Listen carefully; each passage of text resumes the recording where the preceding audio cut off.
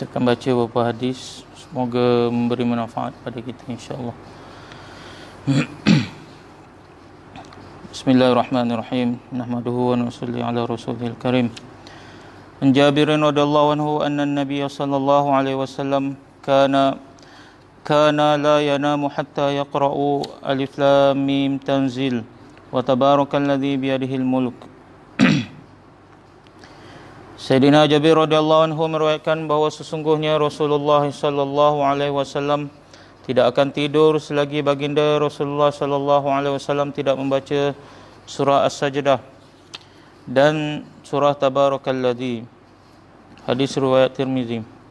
Saya ulang, Sayyidina Jabir radhiyallahu anhu meriwayatkan bahawa sesungguhnya Rasulullah sallallahu alaihi wasallam tidak akan tidur selagi baginda sallallahu alaihi wasallam tidak membaca surah As-Sajdah dan surah Tabarakalladzi.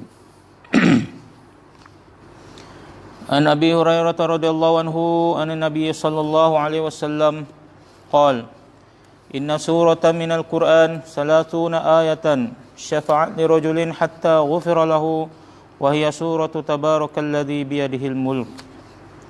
Sayyidina Abu Hurairah radhiyallahu anhu meriwayatkan bahawa Nabi sallallahu alaihi wasallam bersabda, dalam Al-Quran ada satu surah yang mengandungi 30 ayat yang akan terus-menerus memberi syafaat kepada seseorang yang selalu membacanya sehinggalah orang itu diampunkan. Surah itu ialah surah Tabarakalladzi. Sayyidina Abu Hurairah radhiyallahu anhu meriwayatkan bahawa Nabi sallallahu alaihi wasallam bersabda, dalam Al-Quran ada satu surah yang mengandungi 30 ayat yang akan terus-menerus memberi syafaat kepada seseorang yang selalu membacanya sehinggalah orang itu diampunkan. Surah itu ialah surah Tabarakalladzi.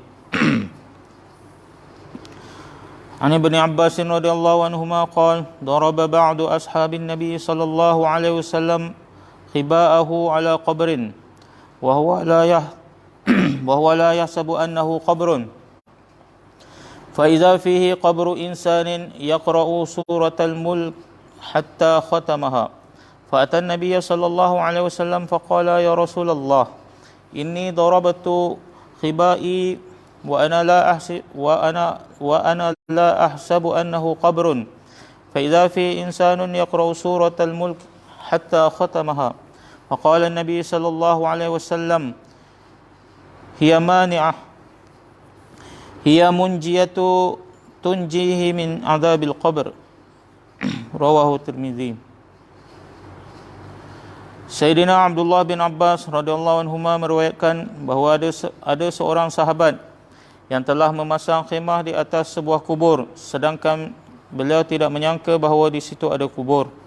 Tiba-tiba kedengaran suara seseorang membaca surah Tabarakalladzi sehingga tamat. Beliau telah datang berjumpa Nabi sallallahu alaihi wasallam dan memberitahu, "Ya Rasulullah, saya telah memasang kemah di suatu tempat. Saya tidak menyangka bahawa tempat itu ialah perkuburan. Tiba-tiba saya mendengar suara seseorang membaca surah Tabarakalladzi sehingga tamat." Baginda Rasulullah sallallahu alaihi wasallam bersabda, surah itu ialah penghalang daripada azab kubur dan ia adalah penyelamat daripada azab kubur. Sayyidina Abdullah bin Abbas radhiyallahu anhu meriwayatkan bahawa ada seorang sahabat yang telah memasang kemah di atas sebuah kubur sedangkan dia tidak menyangka bahawa di situ ada kubur. Tiba-tiba kedengaran suara seseorang membaca surah Tabarakalladzi sehingga tamat. Beliau telah berjumpa dengan Nabi sallallahu alaihi wasallam dan memberitahu, "Ya Rasulullah, saya telah memasang kemah di satu tempat. Saya tidak menyangka bahawa tempat itu ialah perkuburan. Tiba-tiba saya mendengar seorang membaca surah Tabarakalladzi sehingga tamat." Baginda Rasulullah sallallahu alaihi wasallam bersabda, surah itu ialah penghalang daripada azab Allah dan ia adalah penyelamat daripada azab kubur. Hadis riwayat Tirmizi. Alhamdulillah, kita telah dengar 3 buah hadis tentang kelebihan surah Tabarakalladzi.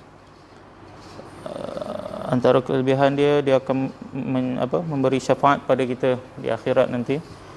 Terus menerus memberi syafaat kepada seseorang yang mana sehingga orang itu diampunkan.